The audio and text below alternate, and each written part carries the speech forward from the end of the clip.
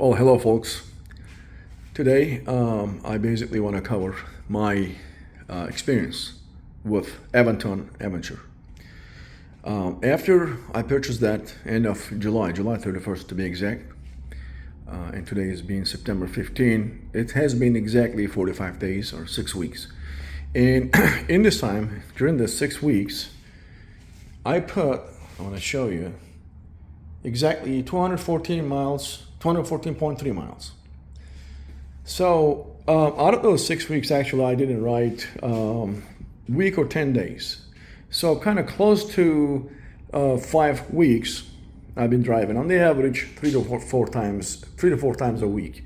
So altogether, I put 214 miles. It is easy to put, I know I could have pushed that to 250 plus miles easily. So after that many miles riding it, I just wanted to kind of share my experience, riding Aventon Aventure with you. For anybody who is thinking about, purchasing Aventon Aventure, or just thinking about, e-bike, electric bike, trying to decide, what kind of electric bike, what model, what brand I should buy. Obviously, there are tons of models, tons of different companies are producing e-bikes, and there are so many different types of e-bikes, such as this one is a fat tire model, 4-inch tires. There is a commuter model. There's one of those folding models. There's like a heavy duty models, like some people take them to hunting trips, stuff like that. So this one is one of the attractions that Aventon Aventure had for me. I was looking for basically, the fat tire. That was one of my, criteria. And also, as I researched into it, I was trying to see there are different kind of power options. The battery the Aventon has is 750 watt hour, and the motor, which is Bafunk, a really good motor, has a real good industry reputation. It has 750 watt output capability capacity. So the reason why I was kind of minimum going for this kind of combination, the 750 watt, because my body weight is about 250 pounds, and I wanted to have something sturdy and kind of, that can last, a decent amount of time riding, because obviously the riding range varies by a lot of different factors, the combinations of those factors.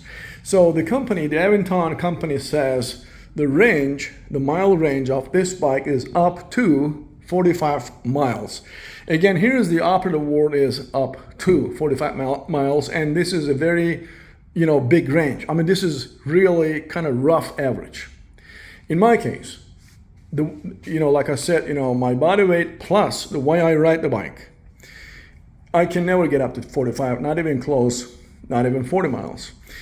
If I ride mostly flat surface and all asphalt and flat surface, and maybe I can get up to 35 plus miles, maybe. And I want to mention basically the kind of the combination of the pedal assist level that I'm riding. I use mostly 5, which is the maximum, and also for the speeds 1 through 8, I use maximum, which is 8.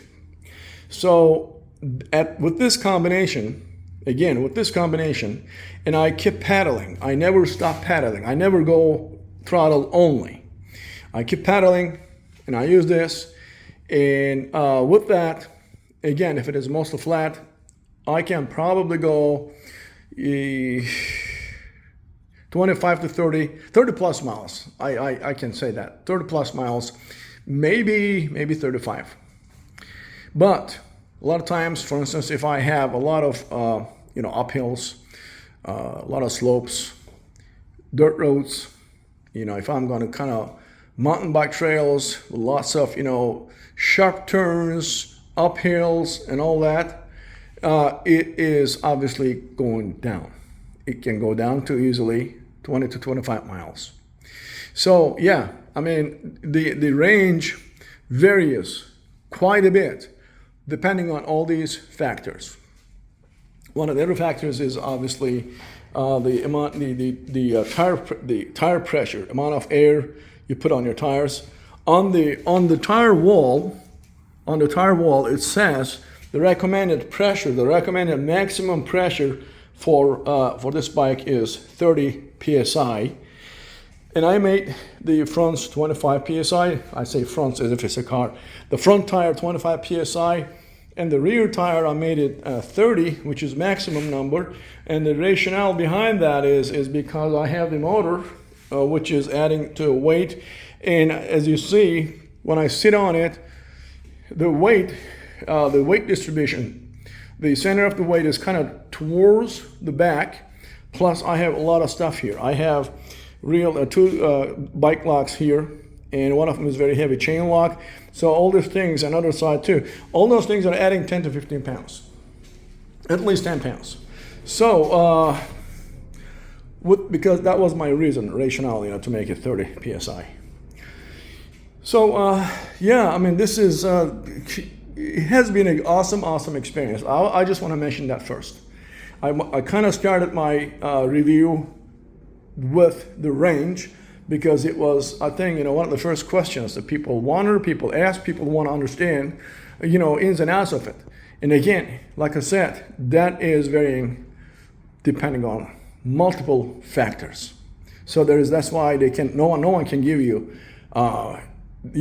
everybody can go 45 miles. Some bikes are saying, if it's, for instance, like a larger battery type or a different kind of configuration, up to 60 miles. Again, I believe it is the case. Again, given the various different kind of competing factors, have a huge impact on that range. The other thing I was going to mention is I thought it was interesting is the weight. So when you look at when you watch those YouTube videos on this bike, on this bike, on Aventon, every single one of them says Aventon Aventure weighs 73 pounds. Okay, cool, 73 pounds. In fact, when I was buying this, I asked a guy, who was helping me, and he said, yeah, 73 pounds. And I, brought it home, and when I was, trying to load this up, to my SUV, I put, the back seats down, I, put it, to my SUV, and I had, considerable kind of amount of difficulty. And I was thinking, is this really 73 pounds? It kind of feels heavier. Anyway, and by the way, when I'm saying that, believe me, I have very good sense. I can gauge an object's weight to a few pounds variance because of my decades-long lifting, strength training, weightlifting experience. So I can kind of, gauge that. I can gauge that, pretty accurately. So I was looking at the manual that came with this, the physical manual, and the physical manual that came with the bike was saying the weight of this bike is 101 pounds. Again, 101 pounds. That's what it was saying. And I was kind of confused because, everybody, all the videos and everything was saying that it was 73 pounds. Why is it saying, it's significantly different. It's not a few pounds difference. It is 28 pounds difference, right? It's quite a bit.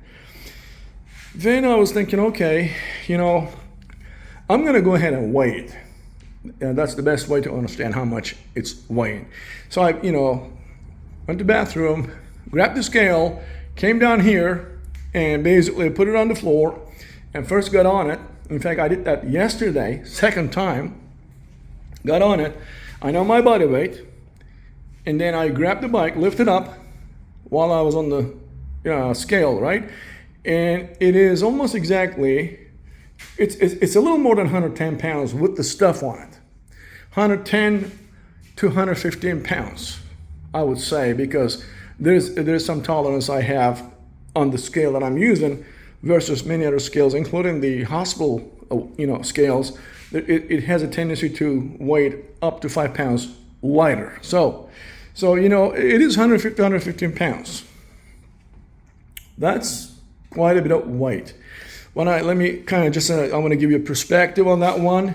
I want to show you my old mountain bike, which I've been riding this 16 years now, 16 plus years.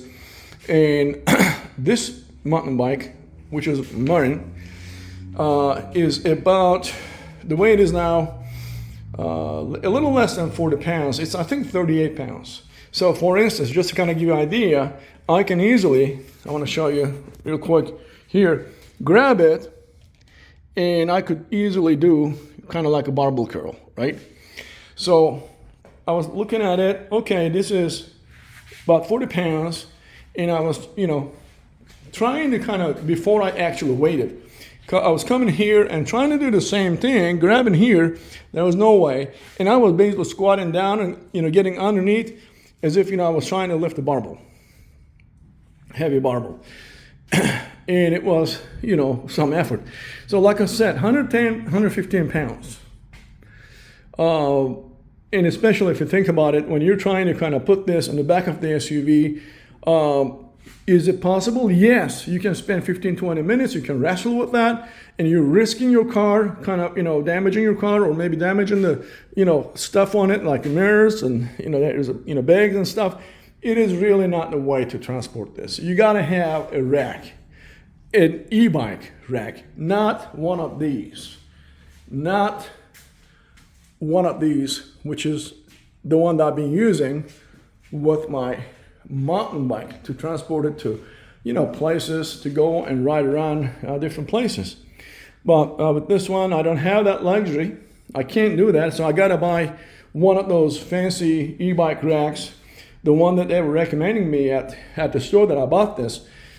The brand name is Thule, which is a very well-known bike rack brand in both e-bikes and regular bikes. It was $1,000, and I got to install a hitch on my truck, on my SUV, which is about $800. So that is going to cost me about $1,800 on top of how much I paid for this bike. I'm not going to do it these days. I'll do it next spring, sometime in April or May. So the bike itself is $2,000, okay? And it came to me with the 1-year service plan and also the tax. I think that's about it. 1-year service plan and tax. It came to me, it cost me a total of $2,228.18. But I want to tell you something. I'm very, sincere here, very honestly telling you, with all my sincerity, every cent is worth it. If you like riding a bike, and if you want the comfort and the boost that e-bike is giving you when you're riding, you want to enjoy long rides, but you're tired, you're going uphill, you got to run, right uphill, you're tired, and sometimes it turns out to be a little bit of like a torture, and having this throttle here, see right here, the throttle, this feels like $1 million then. When you're in that situation, it feels like $1 million. So that's what I was saying myself, man. Every penny I paid for this bike is worth it. One other thing I was going to mention is somebody, and sometimes people when they talk about e-bike, some people have a little bit of a misconception, I would say, and it is in compared to a regular bike. The thought is, okay, you got an electric bike, so there's a basic motor, powering you. So you don't have to pedal. You don't have to pedal, or you can pedal a little bit, much less than how much you're pedaling on a regular bike. Therefore, what is the advantage, or is there any kind of a particular advantage from the fitness, from the workout perspective, from the training perspective? So I was wondering about that. Okay, that's a good question. That's a legit question. I'd be asking the same question as well. So I decided to actually try. Hold on a second. Okay, there you go. Try to kind of collect data, so to speak, to answer that question to myself. To do that, I put this little, looks like a watch.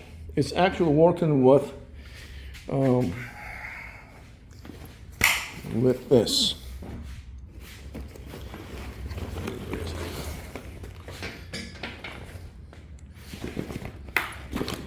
I got a lot of stuff on this. There you go. I found it. So it's Polar. Its brand name is Polar.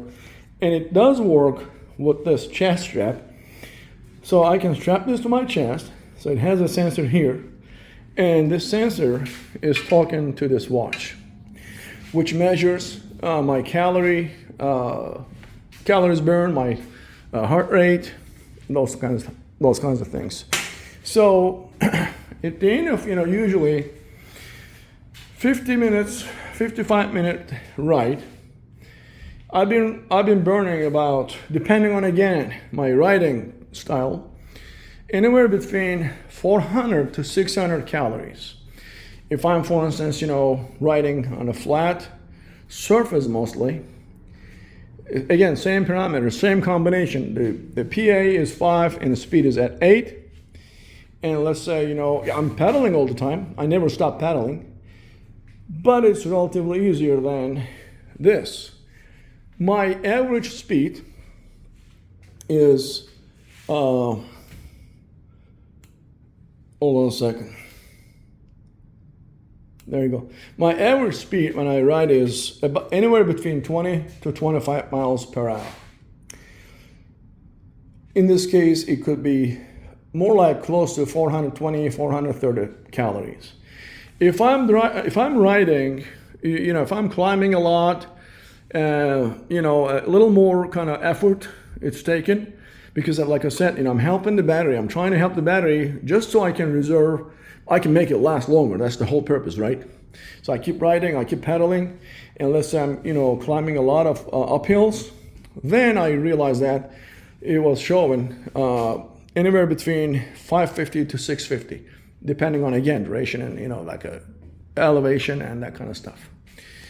So I was comparing this to how many calories I was burning on this one. It's again, if you keep, because of the fact that there is electric, power, it is giving you a sensation that, hey, I can go anywhere with that, because I don't have to worry about climbing that steep uphill, going back home. So for instance, I'm going down, it's nice, right? You're going down, you feel awesome, wind on your face and everything, but hey, if you're gonna climb back, going back home, you think twice about that. Well, that was the case when I was riding this bike. Now with e-bike, I don't have that problem, right? So I can take any kind of any kind of slope, any kind of elevation, and it's not my concern because I know it's going to help me. So riding maybe a little more than this on the average, I found out I'm burning very comparable amount of calories on Aventon. So again, it is not like, like riding a motorcycle, you're sitting on it and you just let this go on ride and you just steer it. No, I'm doing the work too. My battery is working, obviously my motor is working just fine. That's what I expect. That's why I paid for it. But I'm also working to help them just so I can squeeze more energy, more power out of them for a longer period of time. So that's all. That was one of those things that I wanted to share with you, with everybody, if it is a concern. If some people kind of, sometimes think, hey, you're lazy, you don't want to pedal, you want to act like you're riding a bike, but actually the bike is doing the work for you. That's a myth. That's a myth. If you're doing what I'm doing, if you're actually honestly, helping in pedaling. For instance, I want to give you one example. The speed limit. Well, let me tell this. With this bike, I went up to, and that was several times I did kind of speed trials. So during one of those trials, obviously, I was trying to find downhill place long enough so I can gain enough speed to increase my, my speed, right? So basically, I went up to maximum. I'm going to turn this off. Okay, maximum 35 miles per hour. I repeat, 35 miles per hour. And believe me, I will try several times again because I know I can exceed that. You could feel it. I know I can exceed that. The reason why I couldn't was because the length of the downhill wasn't allowing me. I hit the stop. That's why. I think there was a car coming or whatever, or the road was kind of starting, stabilize and start going up. That was the reason. I will try again. And so 35 miles an hour, I was able to, get up speed-wise. So that was a good feeling. One thing that I was going to mention, officially this is class 2 bike. But practically it is class 3 bike. Why do I say that? It's because, class 2, and difference between class 2 and class 3 is, class 2 is limited at 20 miles per hour, and it cannot exceed that. It's not allowed to exceed that. I know you can play with settings on the controls to kind of remove that limitation so you can go faster. But this bike came to me without that kind of, limitation. I mean, there is no limitation at all. I just mentioned that I went up to 35 miles an hour. So, that's practically it is actually class 3 bike. The frame size is large. I prefer the large frame size. Again, practically class 3 because of the speed that I went up to. And I am determined to exceed actually 37, even 38 miles per hour. I hope I'll do that. By the way, I was going to mention that, this Polar, if you wonder about the accuracy of the calories, this is one of the most trusted brands in the industry.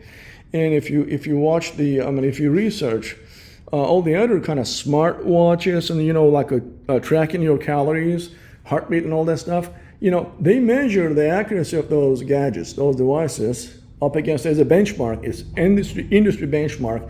They measure up against Polar, because Polar is really, really industry leader in that one. This is, by the way, very old. I bought it like 10, 12, or maybe more than that, 12 plus years ago. And but still it's working like charm. So accuracy wise, I know the numbers are good because, again, why? It's asking me my height, my weight, my gender, my age, all those things, all those parameters, and then creating a profile and then comparing that profile against the averages that it has. So that's why it is very accurate, very close to reality. So that is the calories part, the energy part, energy consumption, and all that stuff. We mentioned about the weight, mentioned about the range. And I was going to tell you one of the tests, actually, like the speed test I did, I also did a kind of different test. It was more like a torture test I did. So what did I do? I took the bike and I went to one of those mountain bike trails, which is actually close by to where I live. And on that trail, I was totally like off the road. I mean, it was like a off-road type, dirt road, total in the nature, trees, wooded areas, and there's very steep uphills and downhills, very steep. The degree of the elevation, let me describe this way. I don't know the number. I mean, I can look up and kind of figure out the elevation because every mountain bike trail, as you know, is given that information. But I don't remember. I didn't look at it. But I'll tell you this. I went the same place before, years ago, on this bike. And as I was riding around, I saw those steep slopes. And I didn't even try. I did not even get close because I knew that then, that I wouldn't be able to go with this one. Even though this one has 24 speeds, and as you know, mountain bikes, and most of them are for climbing, 24 speeds, even if I put in the lowest speed combination, I wouldn't be able to climb that uphill. Whereas with this bike, I was able to do it. Yes, I had to put the speed back to 1, and then I had to stand up on the pedals and basically give my best to help the battery. And I was hearing, this motor was kind of almost, I felt like screaming. Yet it pushed me, it carried me all the way to the top of the hill. I wish you could see the how steep it was. It was really something. Let me put it this way. I was carrying, my phone for recording in this, and it was so steep that the recording was showing nothing but the sun. It was looking all the way to the sky. I mean, almost all the way, to the sky. It was like, I thought, this is something, man. This is really, it was dope, man. It was so steep. And that bike passed that test with flying colors. It was wonderful. So speed-wise, it was a separate test, and that was a torture test that I called. One other thing that I was going to mention is actually I have to show you that to kind of give you an idea about that.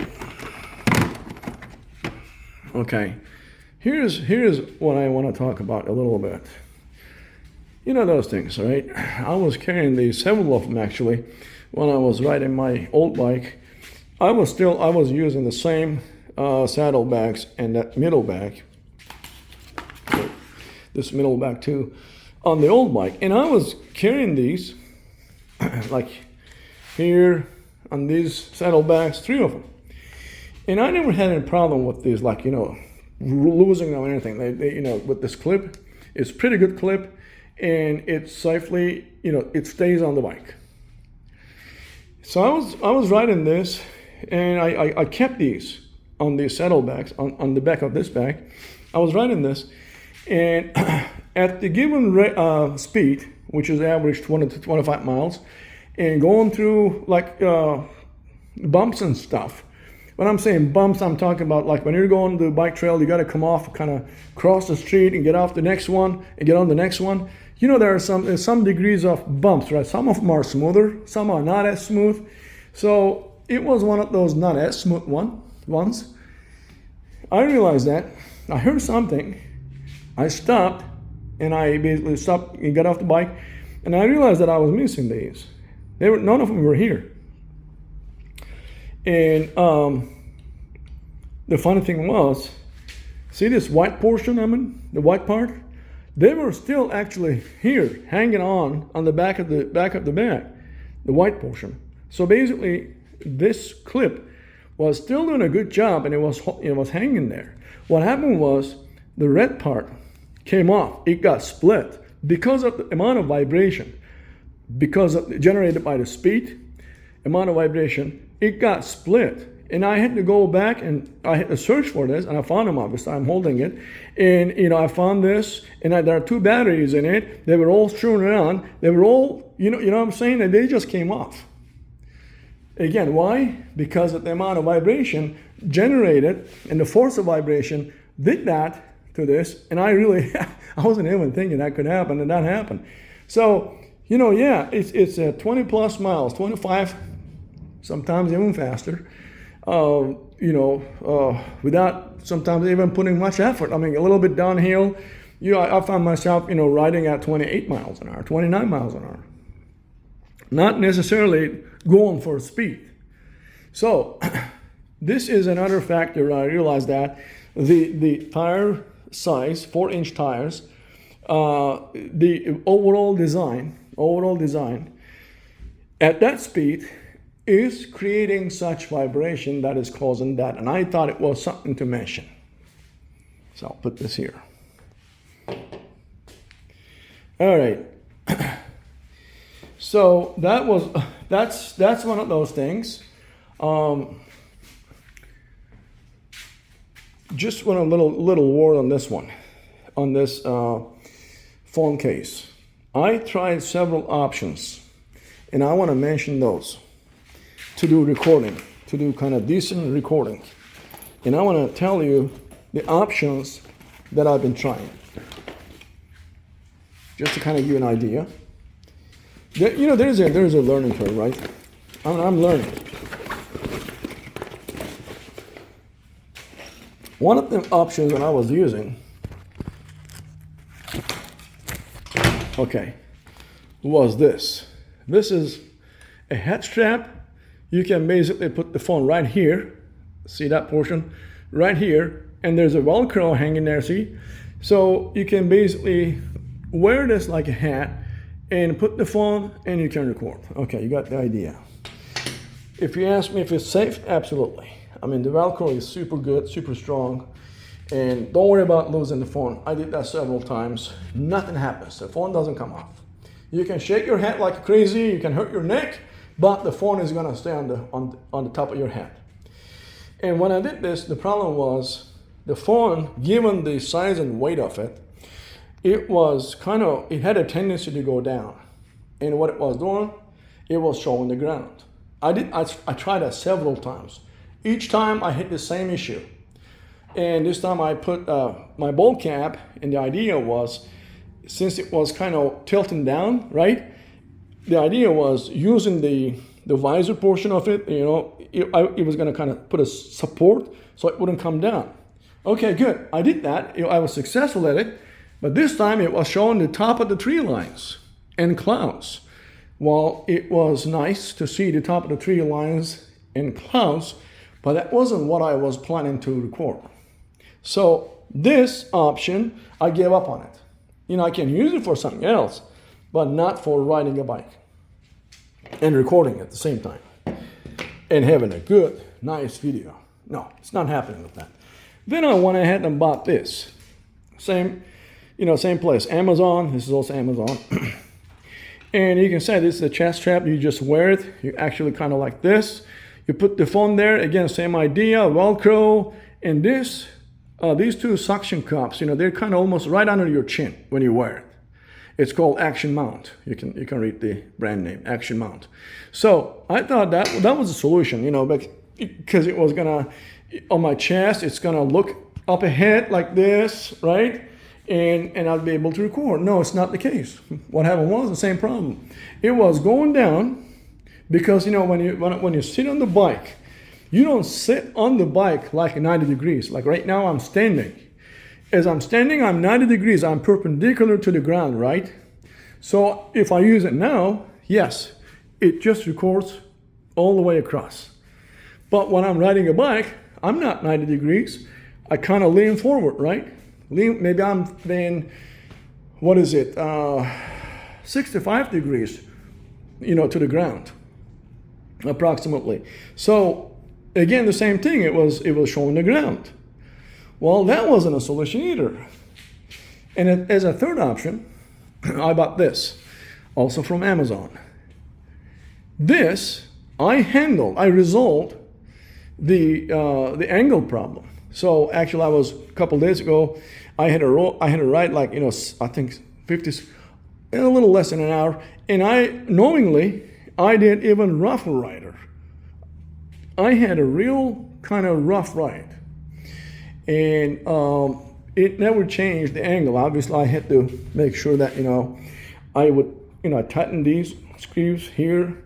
These are very tight in here, because, you know, you can actually turn it like this. Actually, you can turn it 360 degrees.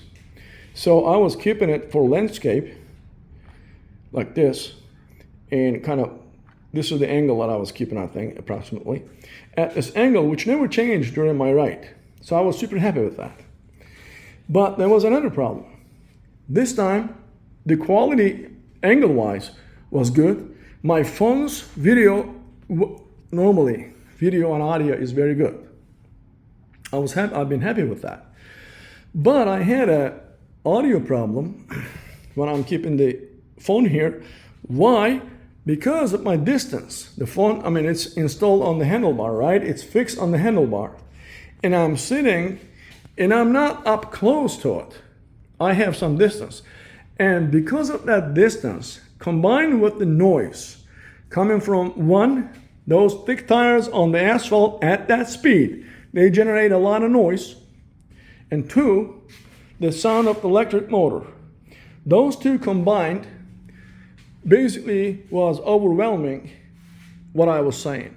So my voice was being barely heard. When I watched the video, the sound quality basically was very poor because of those reasons.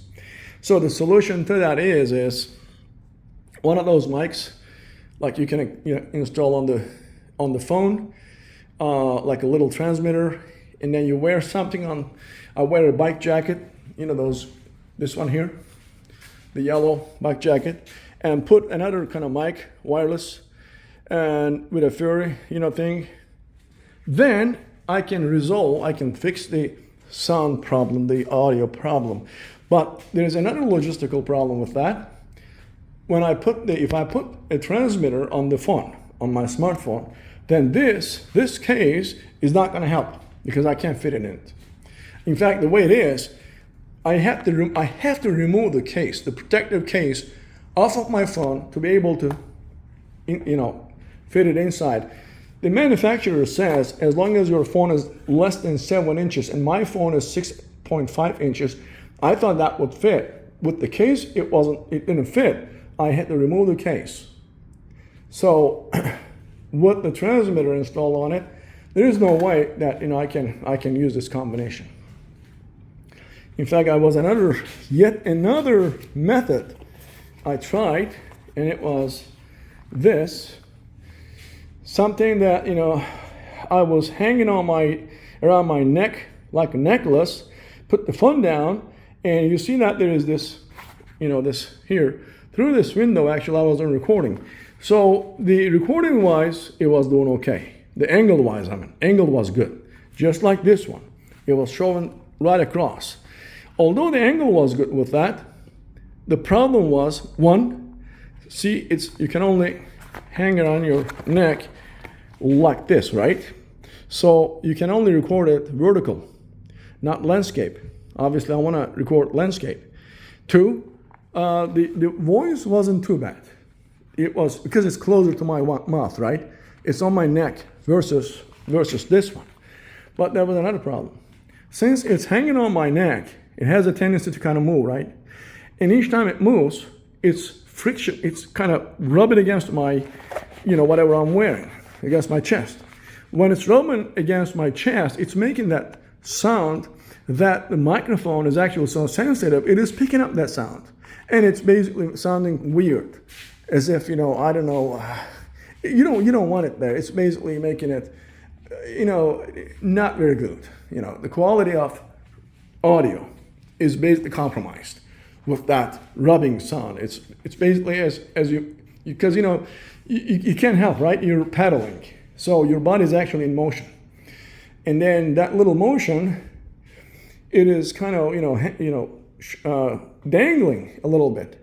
Not much. You might think it's not much moving much, but no, it is enough amount of motion is there to create that sound, which is compromising the quality of audio recording. So how many options I mentioned to you now? I mentioned the head strap, the chest strap, let's call it necklace, 3. And now, this is the 4th option, and I just described its shortcomings, the audio. I think my 5th option, I'm thinking now, is using DJI Osmo 3 recorder. Yeah. I eventually decided, after all these, because basically I've been trying to stick with my phone, with my smartphone, which is a Samsung Galaxy S22 Ultra. I mean, it has wonderful video and audio capabilities. No problems, no questions. But that's not the issue. The issue is logistics. The angle and, this frictioning or the sound quality, all those things are beyond the ability of using only, the smartphone-based system. So that's why my fifth option, I believe it's going to be my final option, final trial, DJI Osmo 3, which came up actually, I think yesterday. Today is being September 15, came up yesterday, September 14th. I watched the videos. A good friend of mine, sent me those videos, and I watched them last night. And I said, man, this is man, damn good stuff. I'm gonna have it. I gotta have it, and I will. So that's that for good quality video stuff. You might wonder why I have this. You probably wonder about that. Well, I tell you what happened.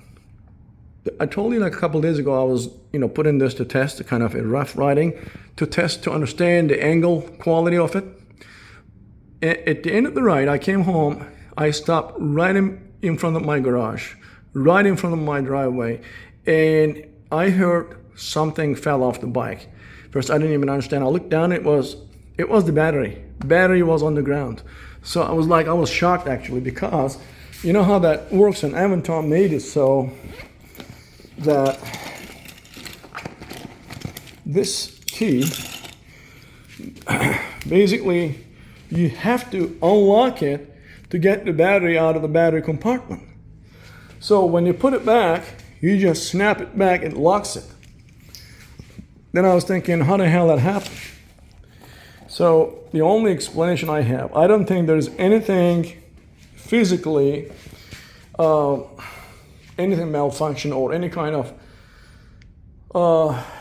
production error, whatever. It is because of the amount of rattling. The way I was riding was kind of a little bit much, maybe. That somehow something that's the little lock thing, whatever, it's holding in its place, gave up. So to resolve that, I'm hoping that I haven't tried it yet. I put this on, but I haven't tested.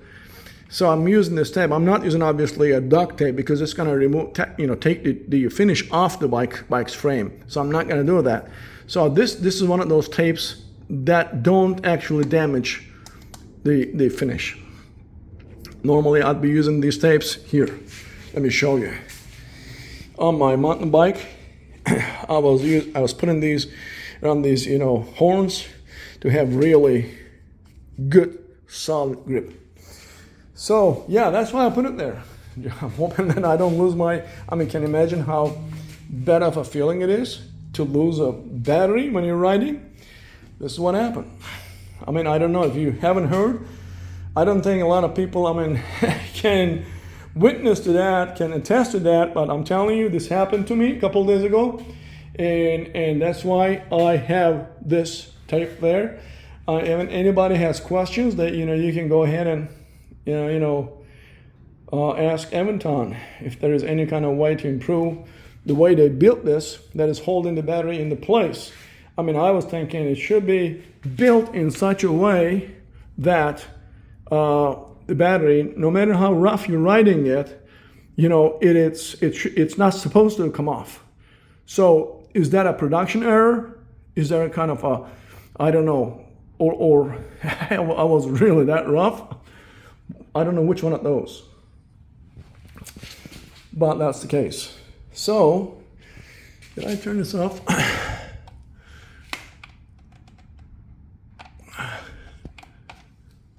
It's on. I turned it on. Okay, fine.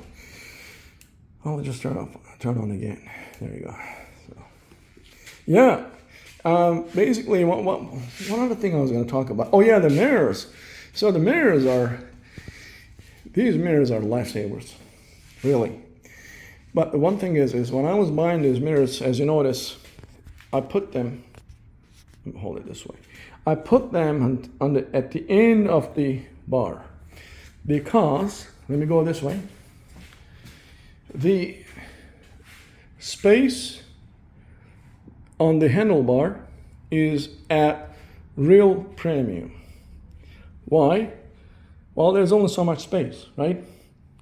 I have this back, these two Velcros hold on the back, and then the light that came with the bike, and the control unit that came with the bike. I put this bell, and here the mechanism, the speed shift levers, and also shifting levers, and also I put this little watch polar, the control thing here. I have this huge thing here. With all these things, including the also reflector, with all these things, I have only so much space. I didn't want to, dedicate 2 extra locations on my handlebar for mirrors. So I went ahead and bought one of these where you could actually remove there's a cap here at the end of the barrel. There's a cap. You can easily remove it. I recommend to use something like, I don't know, knife. I use a knife, or I don't know, flat head screwdriver, something to remove it. It's plastic. And then follow the instructions on that one carefully. It goes inside, and as you keep tightening it, something inside kind of keeps opening, and it makes it super tight. And in fact, the instructions say that. Don't worry about, don't be scared. Don't worry about, tightening as much as you can. You cannot break it. It's designed that way. It's got to be very super tight. So now, see, there is no rattling at all. They're super tight. So these are really lifesavers, because when I'm riding, especially I have to ride on the road because there is no bike trail sometimes. Then, cars don't want to see the bike riders. So it's your responsibility. You gotta, watch for yourself. It's your responsibility. So with this, it is helping me a lot. Especially, I'm kind of going to intersections. And if the car is gonna pass me and turn right, and let's say he's thinking he can do it because he's much faster than me, it may or may not be the case. So basically, I'm kind of gauging that way, looking at it, watching cars, and then making sure that I'm safe. Yeah. So I would certainly recommend 2 mirrors, and definitely Bell, or if you want one of those fancy horns that make various different kinds of horn types and noises, like a car horn or semi-truck horn, you can use it. But I recommend traditional universal sound, which is this, right? This is the universal sound. Anyone hears that, knowing that there is a bike coming, I would stick to that. That was something else I was definitely gonna talk about. That was the power stuff, the battery power and the longevity of battery. It's not longevity, the range of the battery, and also, of course, longevity. So now I totally remember at the beginning, I started talking about the range, and my range is practically less than 30 miles. And when I get home, when I come home, usually when I start with 100%, and then when I get home, it is down to 10 to 15%. So I take it upstairs, I charge it, let it stay on charge for about 5 hours or so, depending on the level, depending on how low it is. Okay. Then I started thinking, is there any way I can extend my range? That was my concern. I know the first thing that you're going to say, or anyone can say, is well, buy a spare battery. Yeah, you can. Yeah, you can go to Aventon, their manufacturer's website, and then you can order one. $500, you can order one. And you can, obviously, these are kind of heavy, big chunk, stuff. So you gotta have a backpack. I was looking at this backpack here, but it's not an option, because this is one of those Field and Stream, to kind of drink water if you're riding a long distance, and this is not large enough to carry it. So you got to have a full-size backpack to carry a spare battery like this. Then I was thinking, is there any way? Would it be possible? That was my question. To do something else, to extend it, to have an extended, ride. And somebody, actually, a good friend of mine, who was pretty handy guy, and he gave me an option. He said, why don't you consider using a generator? And he was basically, what he was telling me was this. Instead of this back here, put a generator. Make sure that, it's fixed real good, right? Because that's like, $500 or so. And it weighs about, 500 pounds, 50 pounds and $500. And the rack, the capacity, the weight capacity of this rack is up to 60 pounds. So I thought, okay, not too bad of an idea. I can use that, I can put it here. And actually, when I started searching, my search query term was this. Can I charge my battery using generator, but that's not enough for me? Can I also ride while I'm riding my bike? That was my question. And I found a guy on the internet who actually did exactly that. He put a generator right here, it's a little bigger than this, but it's kind of about this size. And like I said, it's about 50 pounds. And he was basically hanging here. He put a little case here, kind of similar. It was more like a round thing. And he put the charger here. So now charger is connected to the generator. And then the other end of the charger is connected to the battery. And he was actually charging while he was riding. And in fact, what he was saying was he could ride his bike up to 250 miles continuously charging, and with only 1 gallon of gasoline. Obviously, the generator needs something else, right, to be powered, and that's a gasoline power, generator. And he was saying 250 miles I can go with 1 gallon of gasoline.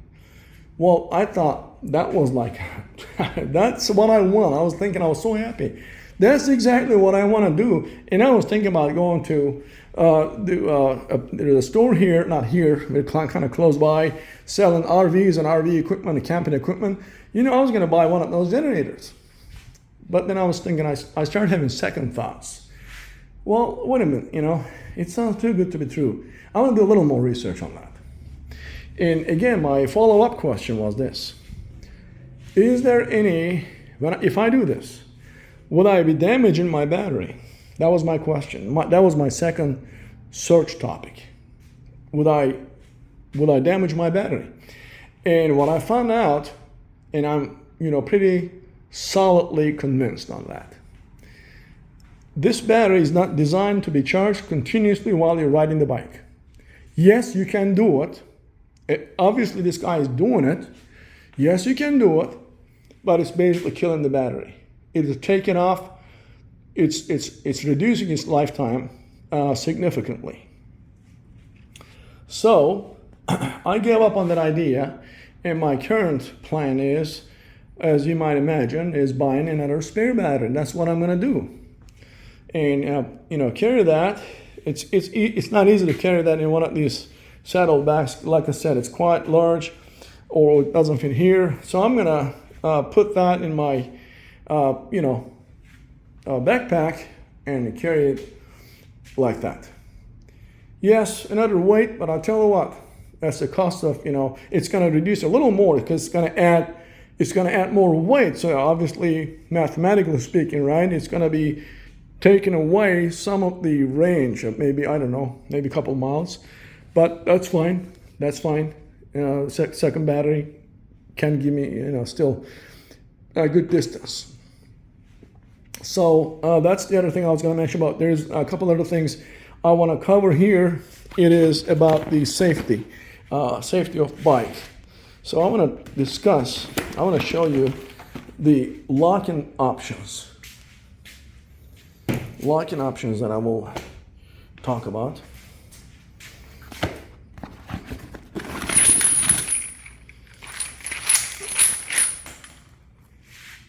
And this one here.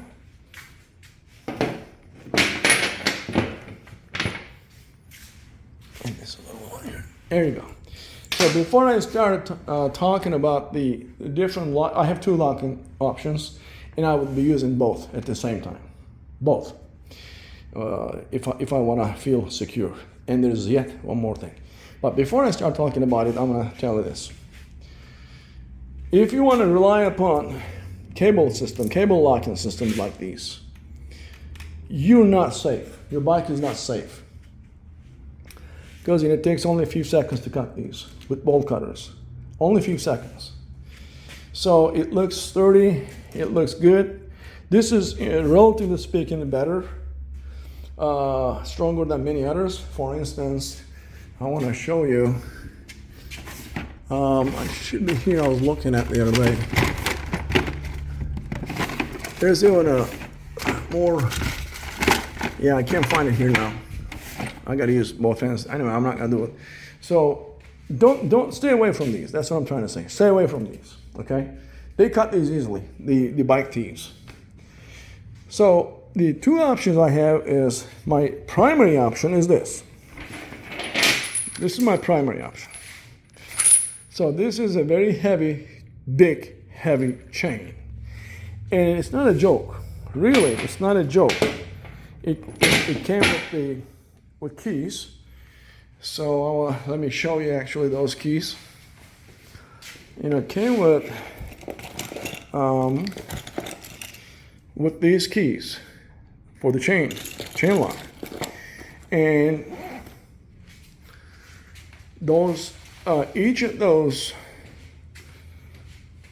these are extremely hardened steel. These are extremely hardened steel. And actually the rating is given as far as how hard they are, the hardness of the steel. These are 90 out of 100. Okay, let's not be naive. There is no lock against thieves. If they want to cut it, they can cut it. If they really want to cut it, and let's say the bolt cutter they have didn't do the job, they can bring a, what is it? A welding machine, right? A torch, and they can torch it, and they can basically break it. You know, again, this is also hardened steel, so it takes the machine, the torch, and the welding machine, or the fire coming off. There's people around there. What are the possibilities of bike thieves even walking with torches or welding machines? No, it's not realistic. Most of the time, what bicycle thieves do, they walk around in their backpacks or in their loose clothing with those bolt cutters. They're trying to find something like this because they can cut it easily, but not this. So it is not 100% protection. It's not foolproof, but it's reducing the chances. It's reducing the chances of the bike being a target to a potential bike thief. One other one is I have this U-lock, and this one doesn't have a key because it has a combination, as you see. And same idea. This is again the same thing, the hardened steel, but it also has a cable. Now you can tell me that I'm actually kind of conflicting with what I'm saying. I just said don't use those. And now I'm saying I have this. The idea is this. I basically chain the bike to a super safe location, first off, using this. From the frame, from the actual frame, wrap around the frame, and let's say it is some kind of a light post or some bike rack or something very sturdy. So the bike itself is locked. And then it's not enough. I lock either front or back one of these wheels with this, and because of the design of the bike, that for instance, this is my daughter's bike lock. Same idea, same brand, On Guard. This is On Guard as well. Look at the size of this in compared to mine. Look at this. Look at the difference. So this is for that bike hanging there. See that bike? That's my daughter's. And this does the job on that one. But this is nothing for my bike, the size-wise. Look at this size, and that is not even enough. And it's got to have this, so I can lock either front or rear wheel using both. Now the bike is safe because it's using the chain lock, plus one of the, I would use front wheel, with that. So that's my kind of combination situation for locking the bike. Again, this is, I believe, nothing is 100% foolproof. And when you leave your bike unattended, well, I guess the best protection is never leave it unattended. I think that's, needless to say, I'm repeating the obvious. 100% certainty is don't leave it unattended. But if you have to, at least consider these two options. There's one more option though. I don't have it, I cannot show you, but I'm planning on that. And it is buying a bike alarm, just like a car alarm, and that can be installed here, either front side, or depending on the size, it can be kind of installed here, but this is a little bit on narrow space. I don't think I can put it here. I think I'm gonna put it here, and if this gets in the way, no problem, I'll remove it. I don't have to carry it that way. So it's kind of like this size. And then what it does is it comes with an application which can be downloaded to your smartphone. And let's say, I go to a store, I don't know, I'm gonna buy something, and I lock it, use those locks, but I still want to have additional safety. So with that with the bike alarm, as I leave it, I basically activate it. And the application that I downloaded talking to it to a very good distance, I don't remember up to what distance, but up to a very good distance. Definitely good enough, sufficient distance that when you're walking the store, maybe you get up to, I don't know, second level, a large store. Let's say it's Home Depot, okay? I park it outside. I am walking around the Home Depot or Menards. It's a large store. I'm not very close to my bike. Distance is no issue. And if somebody comes and starts fooling with your bike, just fooling, it doesn't take much. Just touching your bike and kind of moving a little bit with some ill intention. I mean, imagine all your life, you're walking around the buildings, stores, places. You see a lot of bikes around. Did you ever find yourself walking up to somebody's bike and kind of fooling with it? You never did. Normal people wouldn't do such things. But bike thieves are not normal people. They're jerks. Their intent is they're spending their days with bolt cutters or stuff, or just walking around to find a bike unattended and unsecured to steal them. So they're going to see this. Even though it's locked and everything, he might be kind of, hey, is there any way I can, steal this and touch it and fool with it? The moment it starts moving or shaking, the alarm is activated. He doesn't hear anything, but I hear it because it's on my phone, and my phone is basically alarming me. The moment I hear it, I know that somebody is fooling with my bike. And all it takes is I'm not miles away from my bike. I'm inside the store. I just step out of the store, and I just walk up to my bike, and probably the bike thief who was just fooling with my bike, I'd be asking him, "What can I help you? You like a nice bike, right?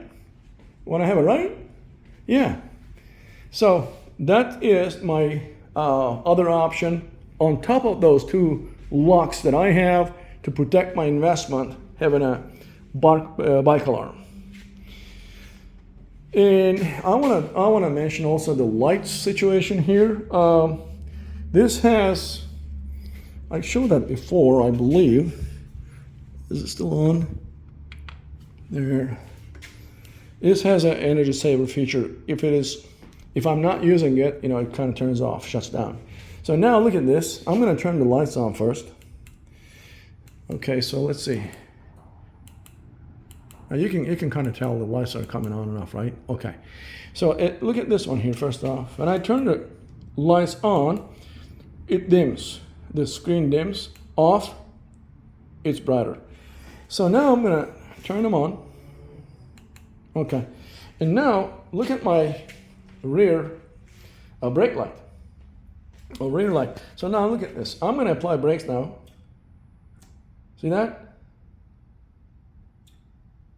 As I'm applying the brakes, doesn't matter which brake it is.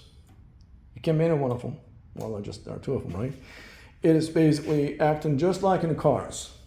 So that's really bright, super bright, nice. The only question I have is this, they put it here on the left hand side. Why not both? I don't know. Would they put it in the future? Maybe, I don't know. But in addition to the light system that it has, so let me actually go to the front, kind of show you. There you go. It's pretty bright, believe me. At night it's really bright.